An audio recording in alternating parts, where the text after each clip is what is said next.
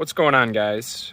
I just wanted to do a quick kind of intro video to our 2021 Flagstaff E-Pro E20BHS camper. If you followed my channel at all, you know that it's primarily a lot of videos of the reef tank, and the plan had been to finish the basement with the 420-gallon reef down there.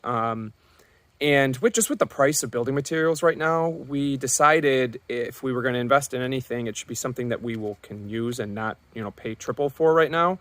And last year during COVID, we had a pop-up camper that we just didn't use because, we had a lot of concerns about using public bathrooms and whatnot. And so we decided earlier this year to pull the trigger on a self-contained camper with a bathroom, so that we could, take advantage of it, which we have. We bought this in May, and we've already used it a handful of times.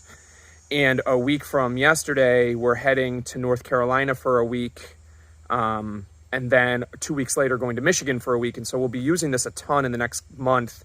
And so I'll have some updates as far as how it's held up on those longer trips. We've used it on a few weekend trips already.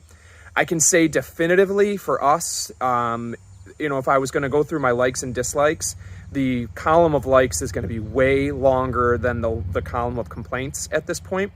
There's just a few little things that I wish were different, but nothing that when I look at other campers do I think I would trade what we have for that, just because the positives so far outweigh the negatives.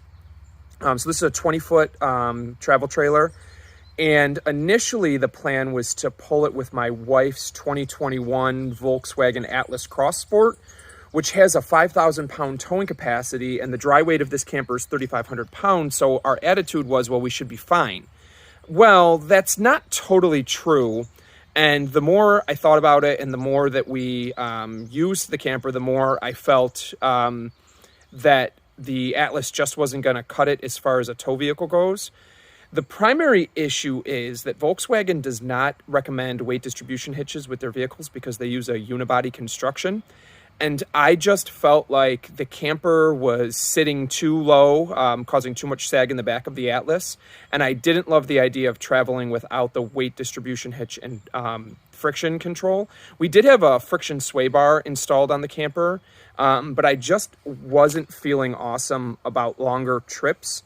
And so ultimately we made the decision, which probably is what we should have done from the beginning, and that was a mistake on my part. We made the decision to trade in my 2020 RAV4 hybrid for a 2021 Chevy Colorado LT Redline Edition, which I just got a couple of weeks ago. It's basically a brand new truck. It was used slightly. It actually had less miles on it than my RAV4 did. And so I got a fairly good deal on it. And so with the dry weight of the camper being 3,500 pounds, and the Colorado having a towing capacity of 7,000 pounds, I just feel way better about towing the camper with our two kids, which we all fit great in the Colorado, and being able to bring bikes and extra chairs and throwing things in the camper that we don't have to worry necessarily about the weight as much. I mean, obviously still be thoughtful and mindful about what we're packing, but I was able to install, I found used, new, but for cheap, a Curt 17500 weight distribution hitch with sway control, which is not on the truck right now. You can see the L brackets here on the camper that I installed. And I can walk through that when it's on the truck. It was a fairly easy install. It took just a little bit of like trial and error trying to figure out the correct settings for the hitch. And essentially the truck sits basically perfectly level. The Colorados kind of have this forward down, front down stance to begin with, kind of this up in the back aggressive stance. And so the truck sits basically level and the camper is sitting basically level with the hitch installed. And that relieved a lot of my concerns about towing, and I guess we'll see on our way to and from North Carolina next week from Western New York. So this is the camper, that's the tow vehicle, which, obviously I'll have a lot more to say about once we've had a chance to use it a bit more. A couple of the things that we love about the camper, it came factory installed with a 190 watt solar panel, which you can see up there, which is, I've got the lights and stuff turned on right now, and the solar panel is doing a great job of keeping the batteries topped off. We don't keep things turned on typically when the camper's sitting in the driveway like this, but we are leaving this week, so I will probably turn the fridge on later this week, get it cold, and then get ready to go. So one thing we love is the solar. It allows us the freedom of being able to boondock, at least on a long weekend or whatever, without having to worry about power and that sort of stuff. You know, we've gone a weekend on the 31-gallon freshwater tank and the 30-gallon black and gray water tanks, no problem, without running into any problems. Another thing that we love about the camper is we're coming from a pop-up. And so the idea of having the amount of storage that we do, and I know that people with larger campers are going to laugh at this a little bit because it is such a small camper. But for us, it's huge because our experience was a pop-up. And just being able to leave things in the camper without having to worry so much about storage is such a huge deal. You know, little things like I'm a glasses/contacts wearer, and being able to keep an extra set of contacts in the camper without having to worry about packing that kind of stuff every time we want to go somewhere. Being able to leave tools, extra gear in the camper is great. I've got, and I'll go walk around to the other side of the pass-through storage here. I've got separate tubs for electric, fresh water, gray water, liquid propane. All of that stuff is in these tubs I was able to organize, and they fit perfectly in here. And in the pass-through storage, there is also light, which is great at night if you need to see what you're getting, and whatever. And all of that just fits in there. So that's another thing that we love is the amount of storage in here. It really makes packing and unpacking so much less stressful because aside from clothes, basically everything just stays in the camper during the summer season. So that's been great. Another thing that we love, here as I'll walk you in here, is the amount of space in here. I'm sitting on the bed. And we were a little torn between the 19BH and the 20BHS. The S in BHS is for the slide out. And ultimately the deciding factor for me was that we were comfortable paying a bit more and having a bit more weight for the additional space. You know, we're a family of 4. We have a 2-year-old and a 14-year-old. And the 4 of us being able to sit together at the table to eat or play games at night is awesome. And the dinette on the 19BH just was a little bit smaller and would have been a lot more cramped. And we were camping a couple of weeks ago, and in the afternoon, the 2-year-old was taking a nap, and the 14-year-old was laying on our bed, which is here. And so we just kind of folded down the dinette into basically a day bed and just relaxed. We were reading books, just being out of the sun, and we all fit in here phenomenally. You know, it did not feel cramped at all. So the space in here for us. Now, one small complaint is I do wish, there's 2 complaints about the bed. It's big enough for my wife and I, no problem. I'm 5'10", and she sleeps on the inside. I get up earlier, and so there's no issue with me having to climb over her or anything. So the length of the bed is no problem at all. I do just wish a little bit that it was a north-south bed, and able to walk around it. And I do wish they had included some type of privacy curtain. We'll probably figure something out for that. But the main bed is wide open here. So I love the storage up here. It doesn't seem as big as it is, but we're able to fit a ton of stuff up there. The 12-volt TV with DVD is great. And we utilize the drawers down here, one for my wife and one for me, for clothes and whatnot, to be able to keep bags and that kind of thing away. The pop-up power station is great. We use that for charging phones and whatnot. And with the 1,000-watt inverter, if you push that button, basically every outlet in the camper works then. So there are some 12-volt outlets and some 120-volt outlets, and the inverter basically makes everything run off of batteries. So you do have to be a little careful with it, but in the event that you need to run something, it does work. You can see the batteries at are 100% right now because we are in the sun.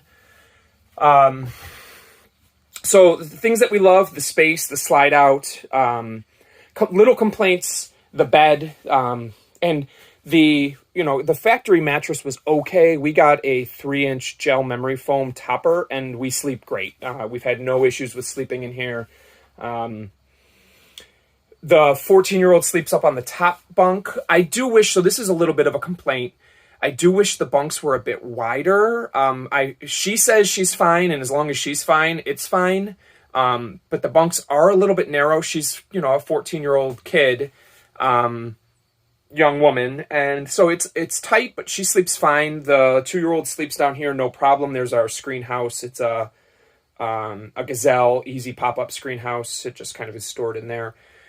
These drawers, I took a 3-shelf drawer from Walmart and took one of the shelves out of it, and then we put that in this cupboard. It's full of stuff right now, but the girls use those drawers basically as their dresser. So each girl gets one drawer to pack clothes and whatever, and then they stay down here so that they have access to that stuff, so they don't have to take up space in their bunk with clothing and whatever. And then I picked up these 12-volt fans, USB fans, so that for just a little bit of extra circulation. We have not had to run the air conditioner while camping yet. It's here. And it only works on shore power. This will not run off of batteries. So the two things that will not run off of the battery are the AC and the microwave. We've used the microwave on shore power. We've used the AC on shore power, but not while we are camping. Just basically like, you know, we're out here hanging out on a weekend to make a bag of popcorn or whatever. Another thing that I love is the separate freezer in the 12-volt fridge. So this can run solely off of the batteries, and we've had no problem with food staying cold. It's not on now, but it makes ice, no problem. It cools off, no problem. So that's another thing that we absolutely love is the fridge. It only runs off of the batteries or shore power. It's not a propane fridge. I know that some people love that, some people don't. We've heard both. A lot of people prefer the extra cabinet here instead of the oven. We just use it when it's not in use as storage, so it serves both purposes, and frankly, I'd rather have it than not have it, I think. But there is plenty of storage in here for us, and I know a lot of that is that we're coming from a pop-up, and so people with the experience of a larger RV might feel like this is tiny and that there's not a ton of room in here. For us, coming from where we're coming from, in our experience, this is a ton of space. The pantry is huge. There's just plenty of space for all of the stuff that we need. One of the things when we were shopping that I felt pretty adamant about was that we did not want to settle for a camper that we felt like was made out of cardboard. And I won't name any names of any companies because I don't think that that is fair. But there were definitely campers that we walked in and you could just feel that they were cheap. And I do not feel that way with this. I feel like this camper is put together well. I feel like it's made with good materials. Now, obviously, we're going to experience problems, I'm sure. There's going to be issues, I am sure. We haven't had any yet. The only one small issue, and I can walk you around the backside of the camper, is that one of the keys got stuck in a lock and broke off. And that's an easy fix. When we were doing our walkthrough, I felt like some of the keys were a little sticky. So we'll just get that taken care of. But that's been the only issue at all. The door still works. It's actually the garage door back here on the bottom bunk. The other thing that we love is the bathroom. And I know that for a lot of people, this is going to feel tiny and cramped. Again, we're coming from a pop-up. And the biggest deal about this, and we've used it for showering, for brushing teeth, for whatever, the biggest deal about it is having the tub because we have a 2-year-old. So being able to throw her in here at night after a day of playing on the beach or whatever is awesome. And we've had no issues with the bathroom yet. It's worked phenomenally. We've had no issues with the black tank. Having the availability of a toilet, not having to leave the camper at night is awesome. And so just the amount of space, the amount of storage, we don't feel overly cramped in here. I see people talking about how their family of 4, sometimes it doesn't feel like. They fit great in the 20BHS. We don't feel that way. We feel like there is plenty of room for our family of 4 in here. When we're out camping, we don't spend, unless the weather is terrible, which it hasn't been yet, knock on wood, we don't spend a ton of time in the camper. This is the place where we sleep and wake up and then go do stuff. So for that purpose, it's been phenomenal. I'll just walk you around the back. It does have a fully walkable roof, so I have gone up there occasionally just to check on things, make sure stuff looks good. And so, like I mentioned, the only issue we've run into is that key breaking off in the lock. This does have a deadbolt on it, so it's not like I can't lock it. And so there's tons of storage back here. I keep our extra grill, extra, and this bottom bunk does fold up, so you could fit bikes potentially in here. So it's a bit of a mess in here, but this is just storage. There's the griddle, the table, and that stuff. And then that locks at night. So that's another huge plus that we love about the camper. And I mean, I've looked at other campers, you know, maybe we want something slightly bigger, maybe a north-south bed, but every other camper, for the one good thing that I might see that I'd be interested in, there's two bad things that I'm like, well, I would rather have what we have. You know, I just have not seen anything that appeals to us better than this. So that's a quick walkthrough of the things that we love and don't love about our 2021 Flagstaff E-Pro E20BHS. Feel free to leave comments if you've got questions. I'm not sure I have all of the answers for sure. This is our first travel trailer, like I said, coming from a pop-up. But if you want to see other videos or there's stuff you want me to walk through, by all means. Otherwise, I'll update the channel once we get back from our trip next week, as far as how it held up on an extended trip from Western New York to North Carolina and back. So have a great weekend, you guys, and thanks for watching.